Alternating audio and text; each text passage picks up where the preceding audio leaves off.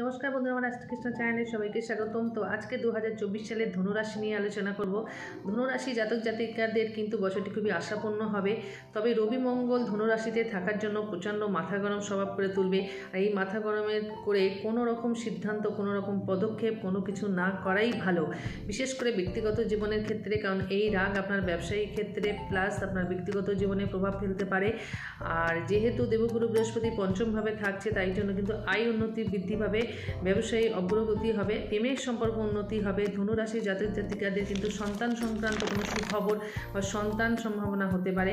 ছাত্রছাত্রীদের বছরটি যথেষ্ট সুফল পাবে। যে কোনো প্রতিযোগিতামূলক পরীক্ষায় উন্নতি হবে বা সাফল্য লাভ পাবে। মে মাসের 1 তারিখের পর থেকে যেহেতু বৃহস্পতি ষষ্ঠভাবে চলে যাবে, যার জন্য স্বাস্থ্য সমস্যা হতে পারে। এই স্বাস্থ্য নিয়ে কিছু উত্থান পতন আপনার হতে পারে বা যে কোনো সমস্যার সম্মুখীন হতে পারেন। সারা বছর শনি মহারাজ তৃতীয়ভাবে থাকার জন্য সাহস ও বীরত্ব দেবে। ধনুরাশি জাতক জাতিকরা যদি একটু অলসতা ত্যাগ করে, জীবনে কিন্তু অনেকটি উন্নতি লাভ করবে বা অনেক কিছু অর্জন করতে পারবে। রাহু মহারাজ যেহেতু সারা বছর চতুর্থভাবে থাকে, কেতু দশমভাবে থাকবে, যার জন্য কর্মক্ষেত্রে একটু উত্থান পতন ও পারিবারিক সম্পর্ক একটু টানাপোড়েন হতে পারে। মঙ্গল ও রাহু কোনো কঠিন পরিস্থিতি সৃষ্টি করতে পারে, একটা আক্রমণাত্মক করে তুলতে পারে, যার জন্য কিন্তু আপনার পারিবারিক জীবনে খুব শান্তভাবে সব কিছু হ্যান্ডেল করতে হবে।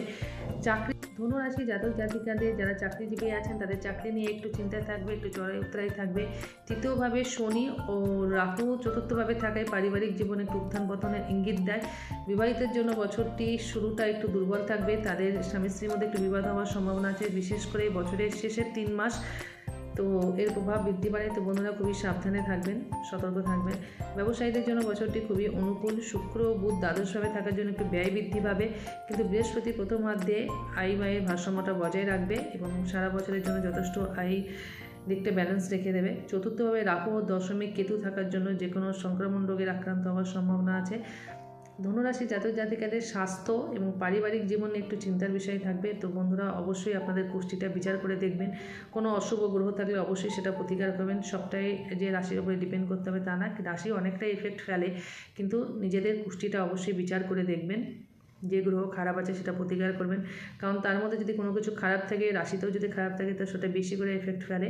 তো আমি বলেই দিয়েছি রাহু খারাপ থাকলে কী করবেন। সোমবার করে শিবের মাথায় জল ঢালবেন, পুজো করবেন।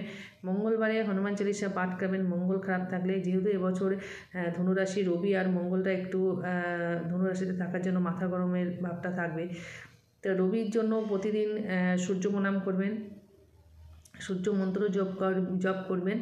তো এই ছিল বন্ধু ধনুরাশি জাতক জাতিদের 2024 সাল কেমন যাবে। মোটামুটি আয় উন্নতি সবই